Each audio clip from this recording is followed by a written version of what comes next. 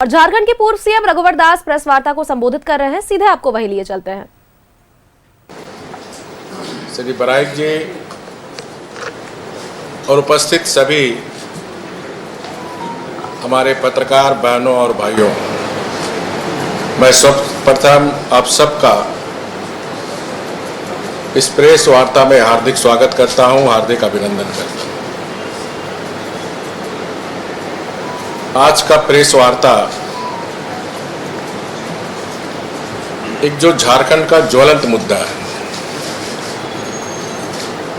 उस ज्वलंत मुद्दे पर हमारा जनजाति समाज, आदिवासी समाज 2019 से ही,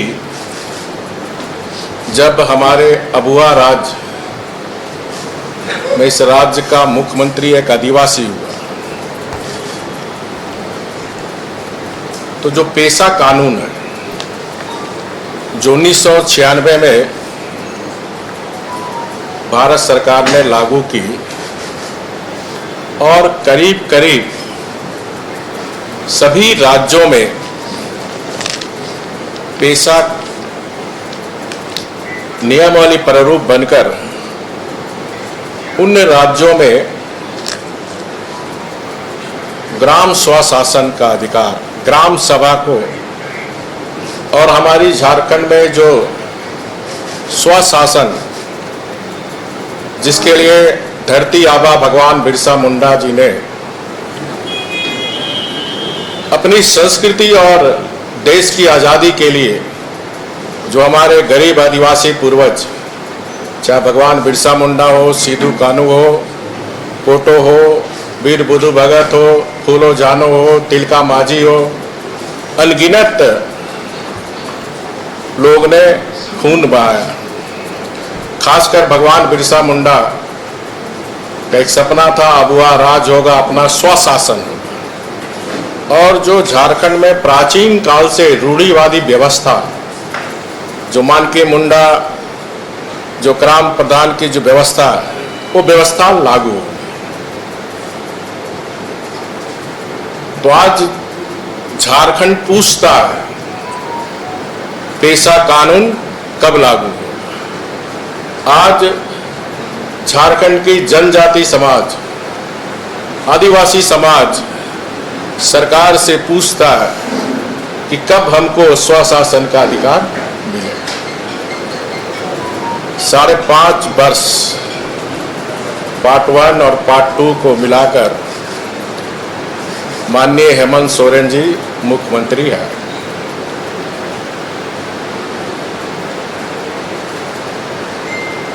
क्या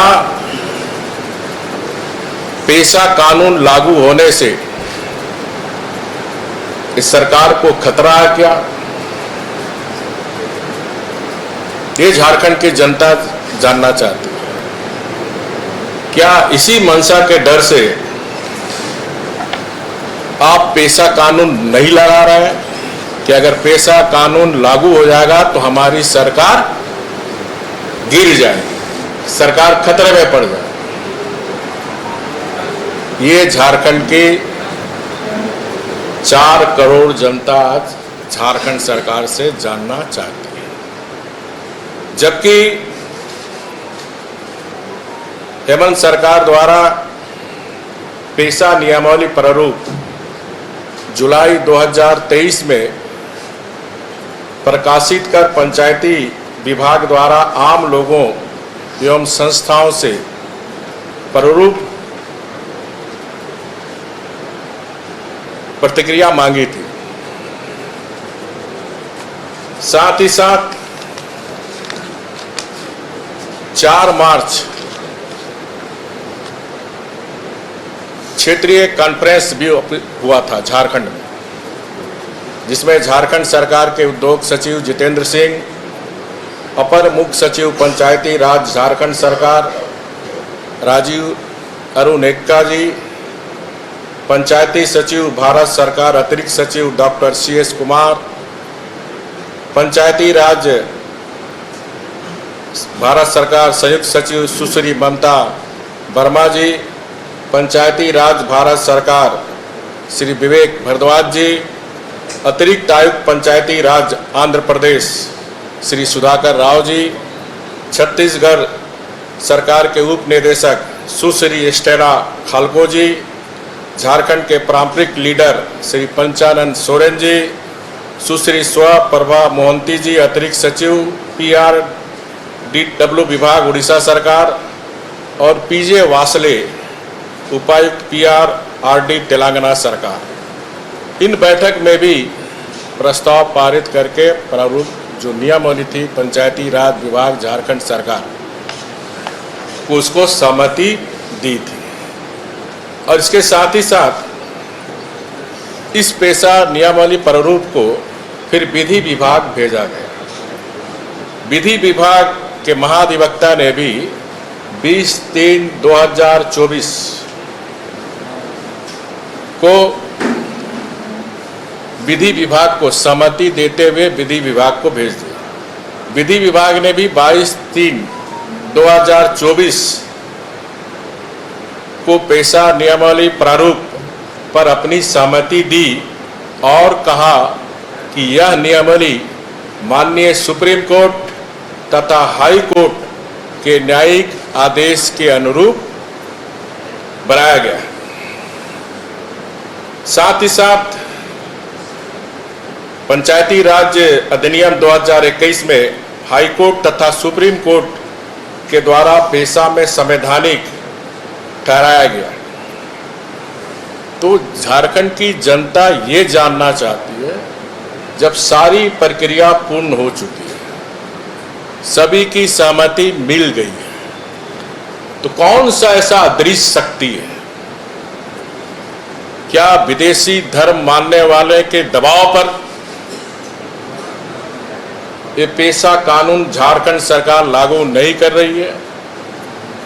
क्या वो विदेशी धर्म के मानने वाले लोग जो हमारी प्राचीन काल से जो झारखंड की रूढ़िवादी व्यवस्था, उस व्यवस्था को स्वीकार करने नहीं चाहती है?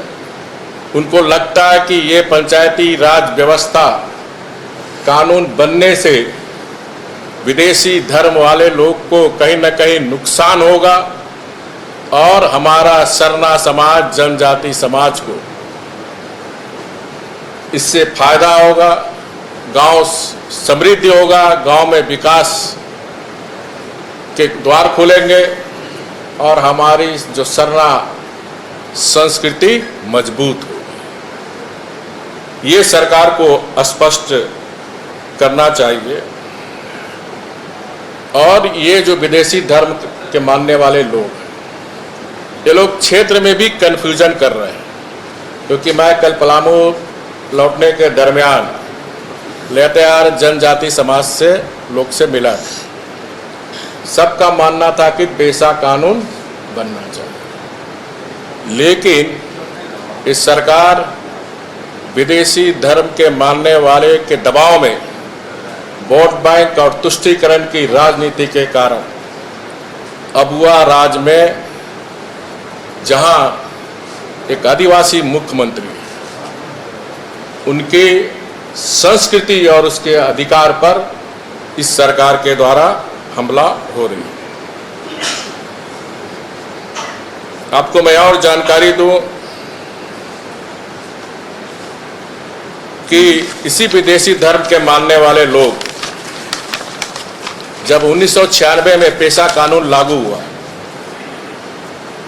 तो इन लोग ने आदिवासी बुद्धिजीव मंच, विदेशी धर्म मानने वाले लोगों को गुमराह करने के लिए एक आदिवासी बुद्धिजीव मंच बनाया और इनके सदस्यों के द्वारा 2010 से 2017 तक इस जो 1996 में जो भुरिया कमेटी के अनुशंसा पर जो पेशा कानून को चुनौती दी थी, धारा 0 के आलोक में झारखंड में 5वीं अनुसूची के बजाय 6ठी अनुसूचित धारा लागू होनी चाहिए।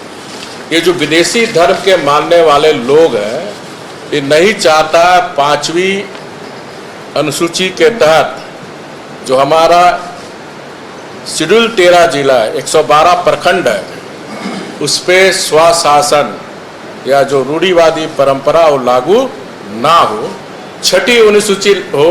लेकिन सुप्रीम कोर्ट ने फैसला दिया झारखंड में 25वीं अनुसूची में ही प्रावधान लागू करने का प्रावधान, जजमेंट सुप्रीम कोर्ट का 2017 में। क्योंकि पारंपरिक अनुसूची क्षेत्र में पारंपरिक ग्राम सभा तथा ग्राम प्रधान मान के मुंडा जो व्यवस्था है उनका वो नियम रहेगा, जहां ग्राम सभा सदस्य ग्राम प्रधान निर्वाचित या नियमित नहीं हो, नामित नहीं हो। ये जो पारंपरिक जो हमारी व्यवस्था चली आ रही थी वही व्यवस्था इस पर लागू होगा। जो परंपरा और जो हमारी रूढ़िवादी नीतियों के तहत वो चुने जाएंगे। छठवीं अनुसूची में जबकि स्वायत्तता जिला परिषद ऑटोनमस आपका डिस्ट्रिक्ट काउंसिल तथा रीजनल काउंसिल का प्रावधान, छठी अनुसूची में ऑटोनमस डिस्ट्रिक्ट काउंसिल तथा रीजनल काउंसिल का प्रावधान, जिसमें सभी सदस्य निर्वाचन तथा नामांकन की प्रक्रिया से चुने जाए तथा प्रावधान के अनुसार सारी योजना गांव के स्तर पर, साथ ही लघु खनिज बालू घाट इत्यादि के संबंध में पूर्ण अधिकार उनको मिलेंगे। तो ये भी शंका उठ रहा, ये जो सरकार में जो सिंडिकेट है, चाहे वो बालू सिंडिकेट हो, चाहे शराब सिंडिकेट हो, चाहे पत्थर सिंडिकेट हो, चाहे कोयला सिंडिकेट, ये शक्तियां भी क्या नहीं चाहती है? तो ये राज्य की जनता जानना चाहती है।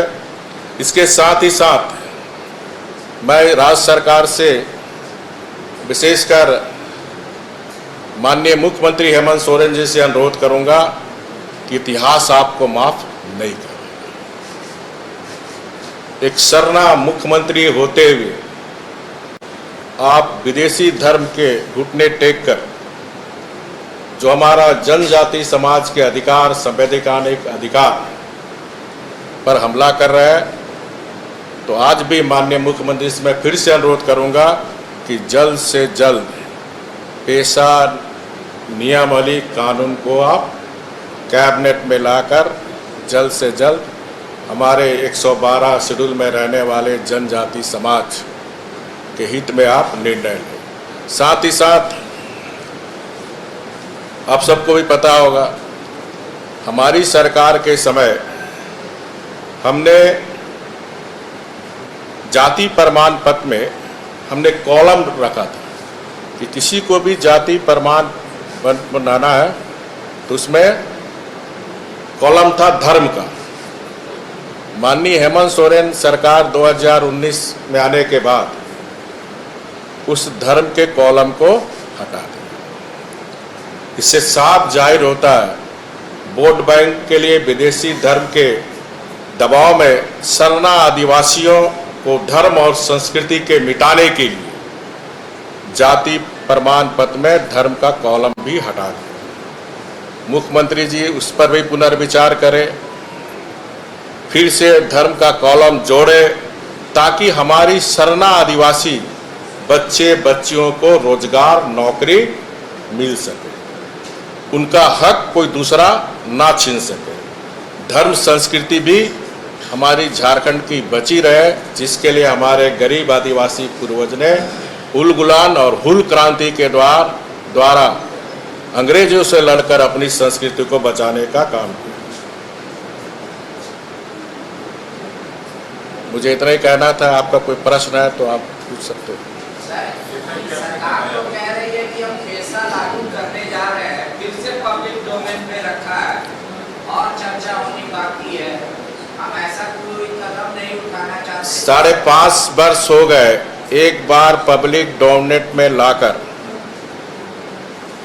आपने उसको आपके सरकारी विधि विभाग, भारत सरकार के अधिकारी, झारखंड के सरकार के अधिकारी पब्लिक डोमेन पर रांची में ही चर्चा कर चुके हैं।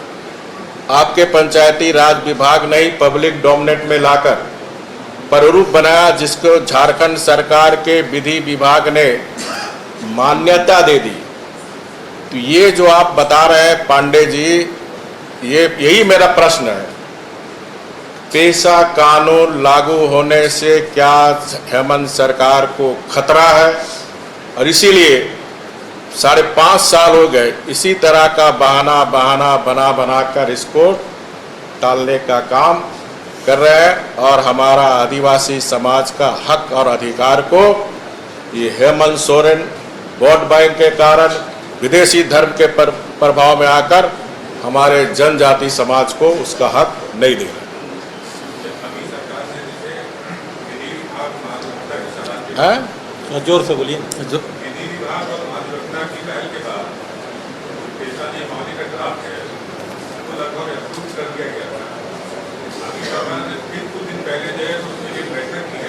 वही तो अभी पांडे जी वही उठाया ना कि ये टालने की नीति है। जब ऑलरेडी झारखंड सरकार, विधि विभाग झारखंड सरकार के अंडर है, जब विधि विभाग सरकार का जो लॉ ओपिनियन देने वाला विभाग है, जो नियम कानून, क्योंकि कोई भी आप नियम कानून बनाएंगे, अध्यादेश लाएंगे तो विधि विभाग से आपको वेट कराना होगा। जब वो अप्रूवल दे दिया तो फिर क्या उसका औचित्य है?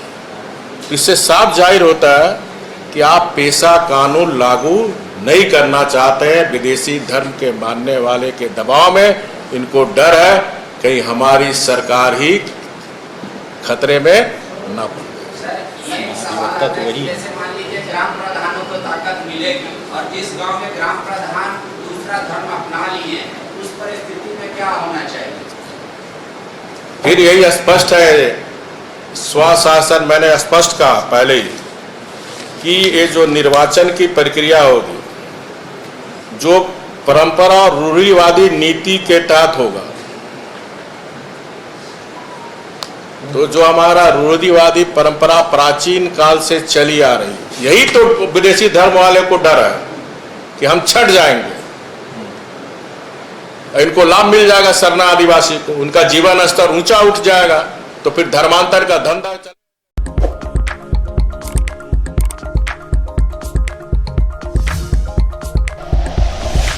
Like and share videos, subscribe करें हमारा चैनल और प्रेस करें बेल आइकॉन। न्यूज़ 11 भारत, सच है तो दिखेगा।